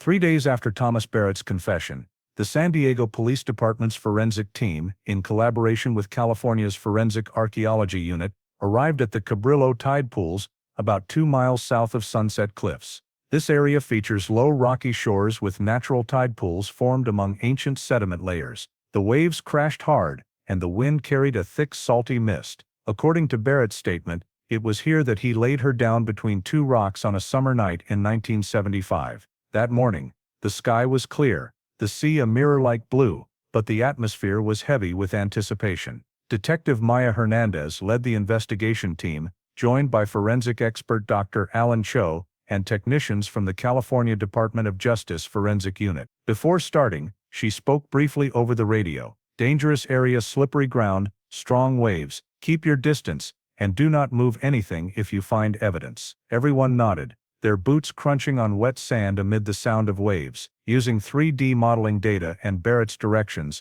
they identified the suspected area as ledge number 12, a deep rock hollow with a narrow opening but a wide inner chamber. Over 46 years, sea winds and time had eroded the terrain, yet its overall shape remained intact. Technicians scanned the strata with ground-penetrating radar, GPR, and electromagnetic wave device to detect anomalies below. After 15 minutes, the screen showed an irregular curved shape, about 80 centimeters deep, between two large rocks. "There's something here, Doctor," Cho said softly, "likely an old burial pit." They set up a protective tent to block the wind and began manual excavation. Layers of sand and gravel were removed bit by bit, recorded, and labeled. After nearly an hour, a piece of beige-yellowed fabric emerged, thick, like 1970s jeans material. Maya leaned in, carefully brushing away sand with a brush, the glint of light making everyone hold their breath. Beneath the soil was a nearly intact shin bone.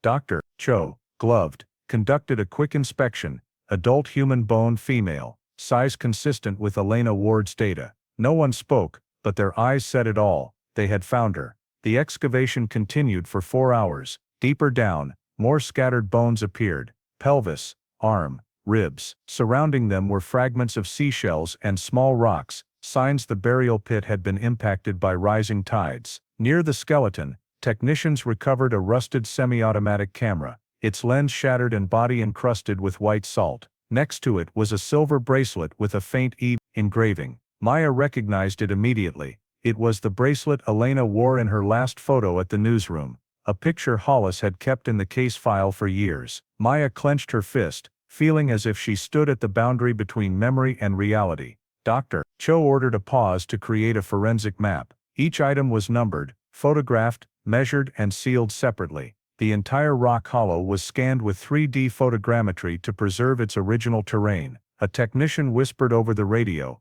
winds picking up, waves rising. "We need to move in 20 minutes. They carefully carried the evidence boxes to the surface, including box number 7, which held the skull and teeth, samples for DNA identification. As dusk fell, the forensic convoy left Cabrillo. In the vehicle, Maya sat beside Dr. Cho, staring at the evidence box locked in a stainless steel case. She thought of Hollis, the first investigator who wrote in his report, "She may be out there in the sea, where the waves keep secrets." Today that secret had finally been uncovered. At the Sacramento Forensic Lab, identification proceeded under strict conditions. Bone samples were cleaned with a special enzyme solution, then mitochondrial DNA was extracted from marrow and teeth. Simultaneously, the team compared it to Elena's mother's DNA, fortunately preserved in the National Missing Persons Database. 3 days later, results were sent to Maya via secure channel. DNA match. 99.994% probability.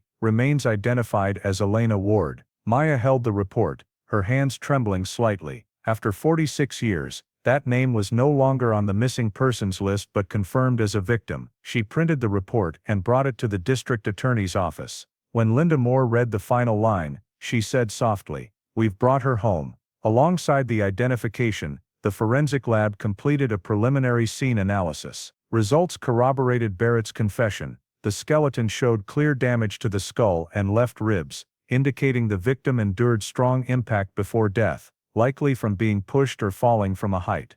The time of death aligned with the night of July 12, 1975, based on weather and tide records. Other items, the camera, silver bracelet, and jeans fabric, confirmed a time frame consistent with that year. At an internal press briefing, Maya summarized, "We found Elena Ward at the location described by the suspect. Evidence, terrain, and DNA all align. There's no doubt about the identity or cause of death. Legally, this case has shifted from missing without cause to first-degree murder." The room fell silent for a few seconds, then a collective sigh of relief echoed. The next day, Barrett was brought from jail to view forensic images. When Maya placed photos of the silver bracelet and rusted camera before him, he lowered his head, whispering, "I told you I didn't mean to kill her." Maya replied, "But you let her die and hid her for nearly half a century." Barrett said nothing, staring at the photos for a long time before closing his eyes. The media began spreading the news. Photographer Elena Ward's remains found after 46 years,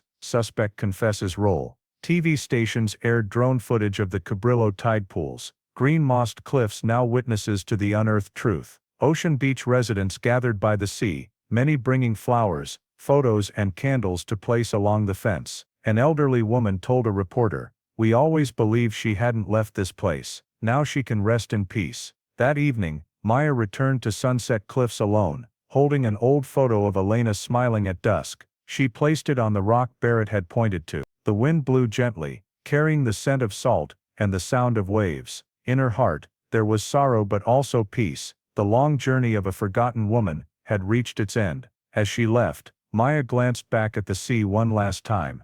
Moonlight reflected on the water, illuminating the Cabrillo area where the forensic team had just been. She recalled a line from Hollis in the old case file, "The sea can never hide forever what people try to bury." Now the sea had returned Elena Ward, and the truth a city had awaited for nearly half a century. In February 2022, nearly 6 months after Elena Ward's remains were found, the San Diego Superior Court opened the official trial for the People versus Thomas Barrett. The courthouse on Broadway was ablaze with lights and camera lenses. It was one of the most watched cold case trials in California that decade, not only for its brutality, but also for the nearly half-century gap between crime and justice. The courtroom was packed with reporters, Elena's former colleagues, and Ocean Beach residents who had grown up with her disappearance story. At the prosecution table sat Chief Prosecutor Linda Moore, representing the San Diego District Attorney's Office, who had followed the case since Maya reopened it.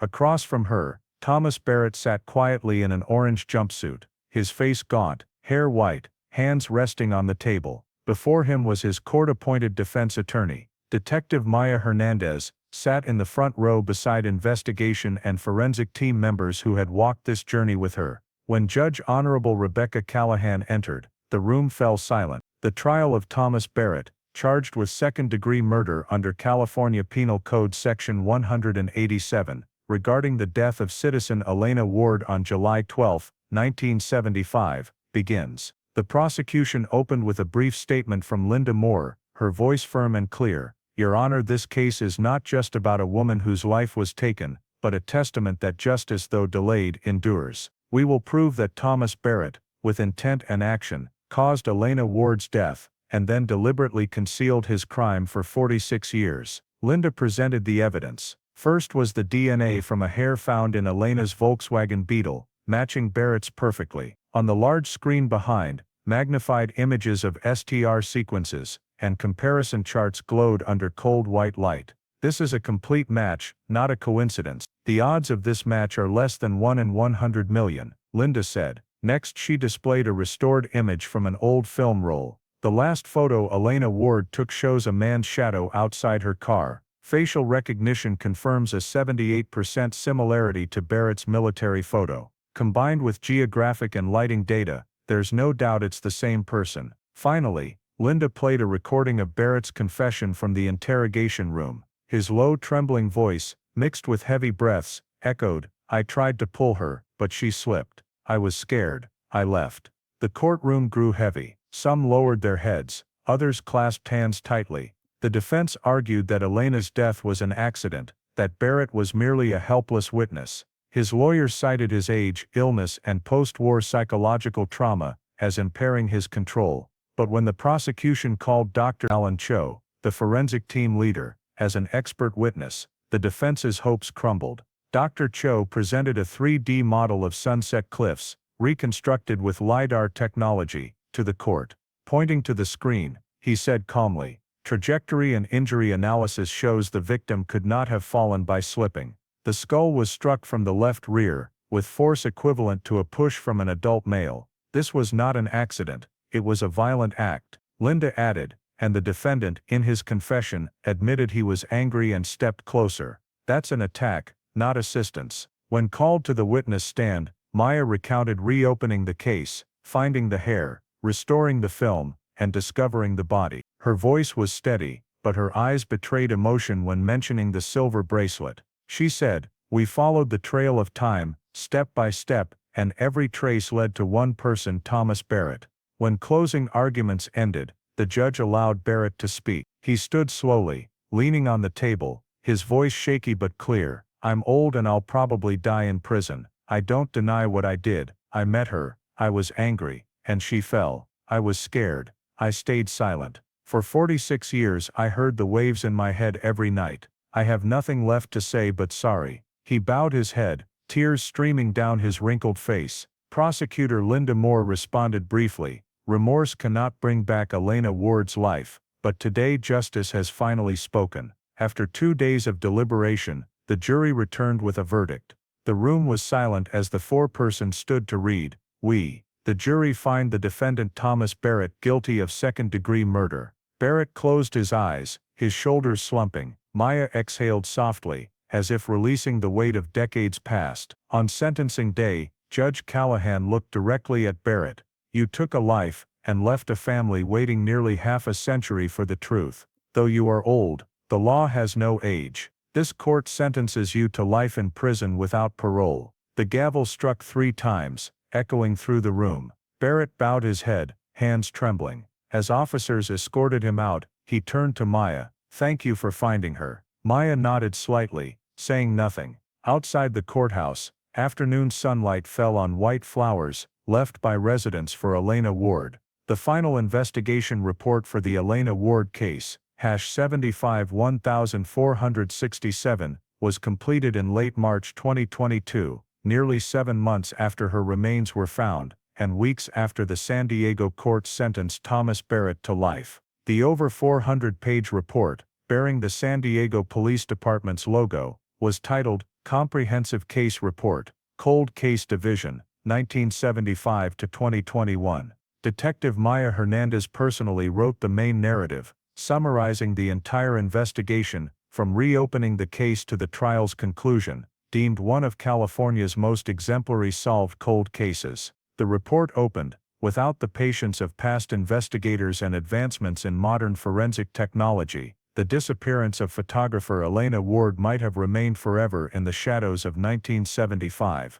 The first section detailed the recovery of the original case file, yellowed paper records, Detective Hollis's old microfilm cards, and an evidence box containing a hair, lens cloth, and unprocessed film. All were transported to a storage facility, in a specialized vehicle, and kept in a cold vault at 8 degrees Celsius. Proper preservation for nearly half a century ensured the evidence remained intact, the first key to the renewed investigation. The second section described the reanalysis using modern forensic technology. The hair underwent mitochondrial DNA sequencing and STR profiling from a sample indirectly collected from Barrett's coffee cup. These techniques, non-existent in 1975, proved that a single skin cell or hair could serve as identifying evidence. Maya wrote, "Science bridged a 46-year gap with a hair thinner than thread." The report highlighted the role of digital analysis, recovering the film roll, extracting the reflected image, and matching it to Barrett's face, using California's AI facial recognition system, with a 78% probability. This led the team to pinpoint the suspected area and reconstruct Sunset Cliffs in 3D using LiDAR mapping. The third section detailed the fieldwork and excavation, conducted precisely to national evidence preservation standards. Ground-penetrating radar located the burial pit at Cabrillo Tide Pools, while photogrammetry created a terrain model for court use. Each item, from bone fragments to the EW-engraved silver bracelet, was numbered, double-sealed and stored in a temperature-controlled vault.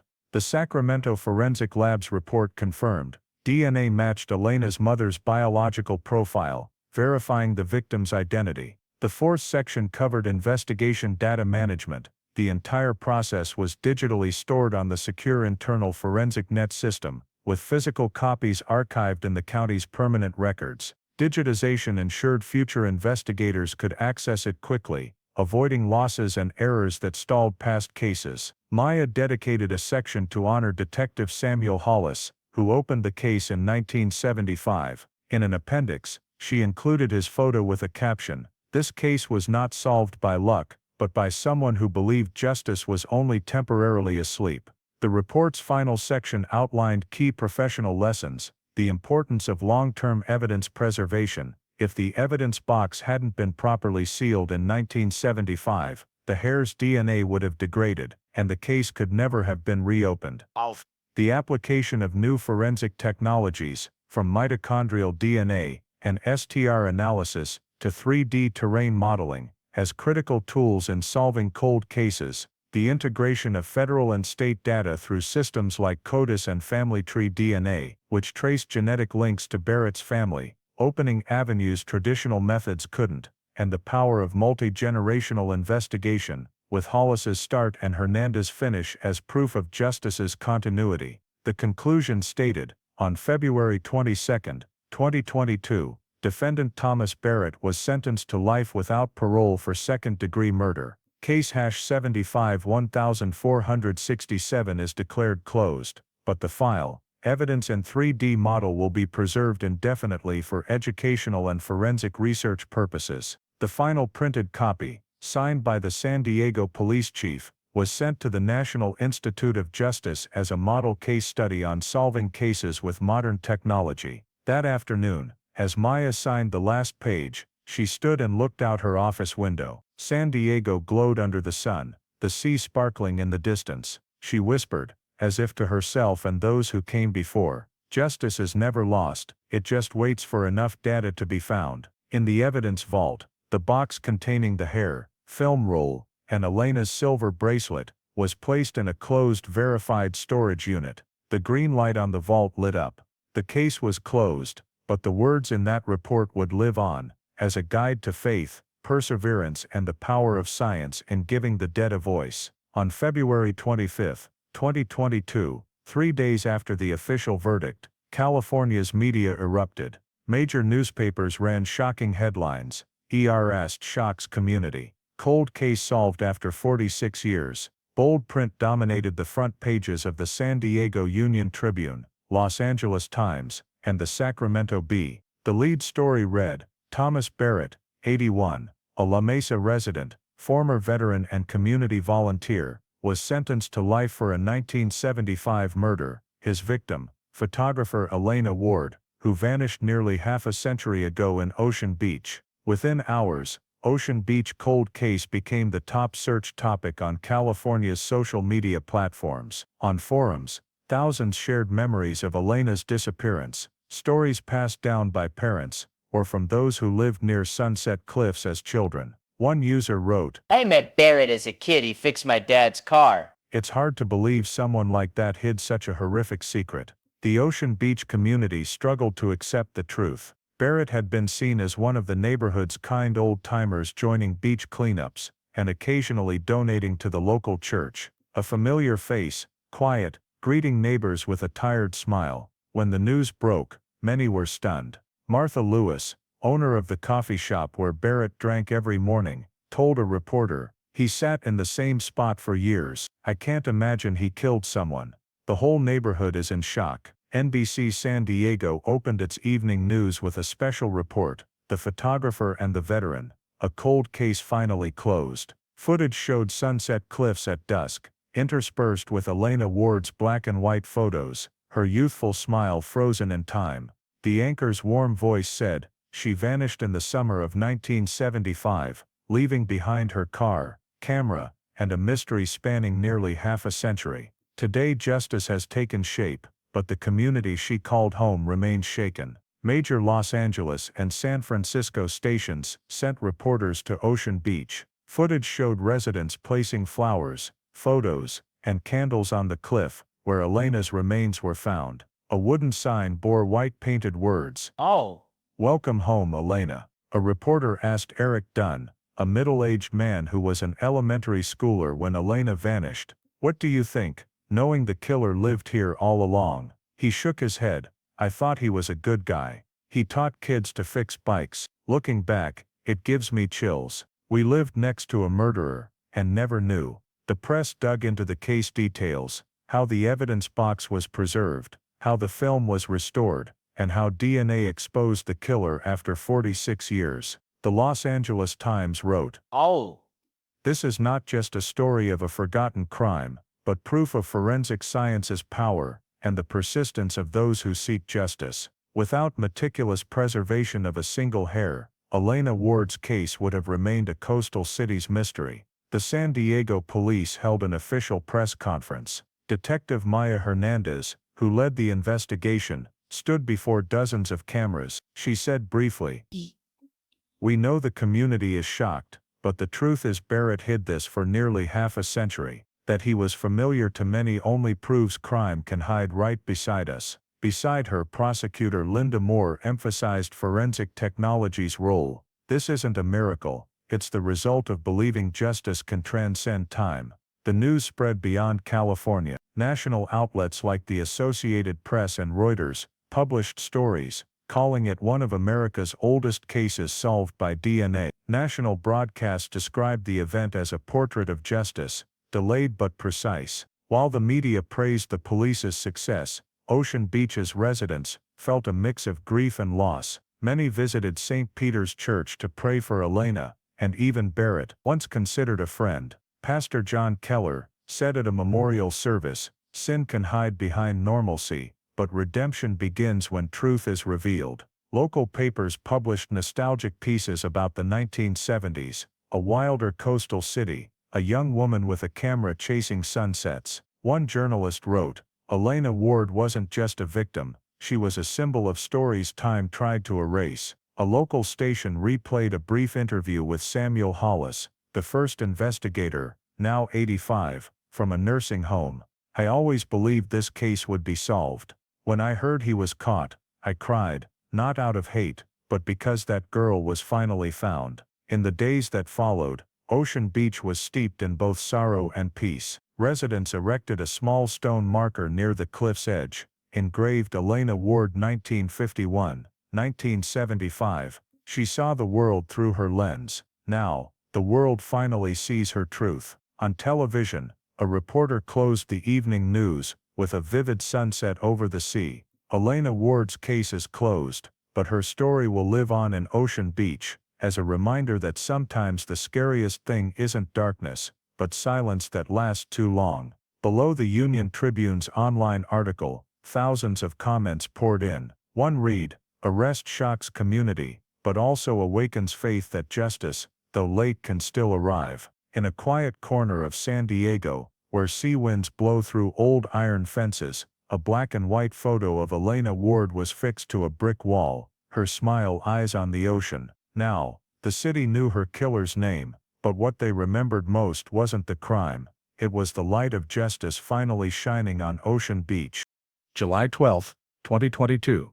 Exactly 47 years since the night Elena Ward disappeared, the sky over Sunset Cliffs blazed with summer sunlight. On the coastal road, hundreds of Ocean Beach residents, old friends, colleagues, and even those who never met her, gathered to attend the official memorial ceremony for Elena Ward, co-organized by her family and the San Diego Police Department. The sea breeze blew fiercely, the salty scent mingling with the sound of waves crashing against the cliffs, sounds that once witnessed a tragedy, now becoming a farewell melody. On the grassy area above the cliffs, the organizers set up a small white-painted wooden stage, adorned with daisies and sea orchids. At its center stood the newly unveiled memorial plaque, inscribed with stainless steel lettering, "Elena Ward 1951, 1975. She saw beauty in the world, and the world remembers her light." Beneath the inscription, a glass tube containing a replica of the last photograph she took, an image reflecting car headlights on glass,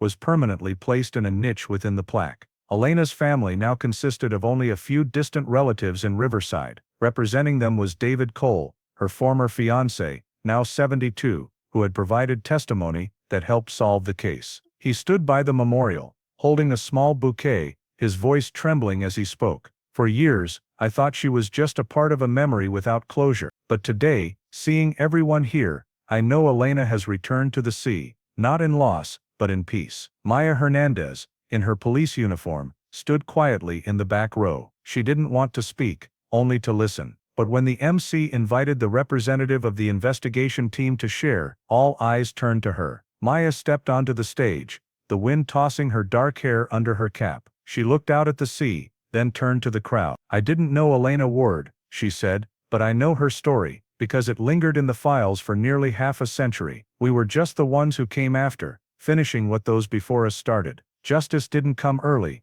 but it didn't forget the way." When she finished, the lawn fell silent. then erupted in prolonged applause, blending with the sound of the waves. The area behind was arranged as a small outdoor exhibit, recreating the investigation's journey. In clear glass cases, original case evidence was displayed: a rusted semi-automatic camera, a developed film roll, a silver bracelet engraved with EW, and a photocopy of Barrett's notebook, the original still stored in the evidence vault. Each item had a detailed description: recovered at Cabrillo Tide Pools, 2021, stored in evidence box #75 1467. Visitors paused, bowed their heads, and read each line. Some wept when they saw the black and white photo Elena took at the newsroom in 1975, her eyes radiant, as if untouched by tragedy. At the entrance to the exhibit, the police department set up a tribute board for those who helped solve the case. Detective Samuel Hollis, who began the investigation in 1975, Detective Maya Hernandez, who concluded it in 2021, and the California State Forensics Team. The board featured an engraved quote from Hollis: "The sea never hides forever what humans try to bury." When sunlight hit the board, the engraved words gleamed as if written in the light of the sea. A poignant moment of the ceremony was the minute of silence at 7:15 p.m., the approximate time Elena left the bar on the night she vanished. Everyone stood quiet, with only the sound of waves and wind. In the distance, a group of drones from a news station hovered, capturing footage of hundreds forming a circle around the memorial, white flowers covering the ground. The scene was broadcast live across the state, a symbol of healing for a community, once haunted by mystery, now finding peace. After the ceremony, many approached Maya to thank her. An elderly woman held her hand and said, "Thank you for not giving up. You brought Elena back." Maya only smiled, her eyes on the sea. "Not just me," she replied, "but everyone who believed the truth was still out there." As dusk fell, the sunset painted the sea red, true to the name Sunset Cliffs. The last rays of light illuminated the memorial, making the inscribed words glow. Locals began lighting candles, placing them in a circle around the plaque. From a small speaker, the raw voice of a local artist sang "California Dreamin'," a song Elena once loved. The melody blended with the waves, as if the entire space melted into the memory of 1975. A separate corner of the ceremony was dedicated to San Diego High School art students who had recreated Elena's photographs. They hung their paintings along the metal fence by the cliff's edge. Scenes of sunsets, the sea, women taking photos. One painting of Elena holding her camera, facing the sea, bore the caption, "She's still looking." As night fell, the candlelight created shimmering streaks along the cliffs. The MC invited everyone to recite the memorial words: "We remember Elena Ward, who taught us that light lies not only in photographs, but in the journey to find truth." Maya left the ceremony. As the city lights began to glow, she paused at the cliff's edge, looking down at Cabrillo, where they once found Elena. Now there were only waves and moss, but in her heart, the sea had changed. No longer a place hiding sins, it was a place keeping promises. On her drive back, Maya glanced in the rearview mirror, seeing the candlelight flickering in the darkness, reflecting on the sea like stars. She knew that, no matter how time passed, Elena Ward's story would never fade from Ocean Beach's memory, because today, the girl had returned, not in darkness, but in the light she once sought. 1 year after the trial concluded, and the memorial was erected at Sunset Cliffs, the Elena Ward case transcended the realm of a criminal story. It became a symbol and a landmark lesson in cold case investigations across America. Case #75 1467 no longer merely evoked a tragedy, but stood as proof that justice, though delayed, could still find its way back. At the San Diego Police Department, SDPD headquarters, a new training room was opened in the Cold Case Division. On the wall, beneath the motto "Truth Never Expires," was a bronze plaque inscribed, "In memory of Elena Ward, whose story taught us to listen to the evidence that time tried to silence." Training courses for young officers now began with a lecture called the Ward Protocol, a set of investigative procedures drawn directly from the case. In a report to the California Department of Justice, the Elena Ward case was described as a milestone in rethinking evidence management and applying forensic science to long-standing cases. Previously, many old pieces of evidence were destroyed after 20 years due to storage limitations. But from 2023, new regulations mandated that all evidence from homicide and missing persons cases be preserved indefinitely in a central cold storage. This system was named eVault, short for Elena Evidence Vault. Inside, thousands of evidence boxes were tagged with QR codes and digitally archived, ensuring no hair, fabric, or blood drop would be forgotten again. Beyond storage improvements, SDPD partnered with the California State Forensic Center to develop a microtrace DNA testing program. Microtrace forensics, enabling analysis of minute evidence, even skin cells or dust particles on fabric. In training materials, the Elena Ward case was consistently cited. A single hair left in a car unlocked a case buried for 46 years. A young forensic technician said at a workshop, "Every time I look through a microscope, I remember that a single cell can speak for someone who no longer can." The case's impact extended beyond technical aspects. Socially, it became a symbol of faith in delayed justice. The documentary Shadows Beneath the Waves, produced by PBS and released in late 2023, recounted the investigation through the words of Detective Maya Hernandez, prosecutor Linda Moore, and Ocean Beach residents. The film won Best Investigative Documentary at the Santa Barbara Film Festival. In it, Maya said a widely quoted line, "We didn't find Elena in the darkness, we only brought light back to where she once stood." That same year, Elena's family and former colleagues established the Elena Ward Foundation Photography Scholarship for students studying journalism and photography at California universities.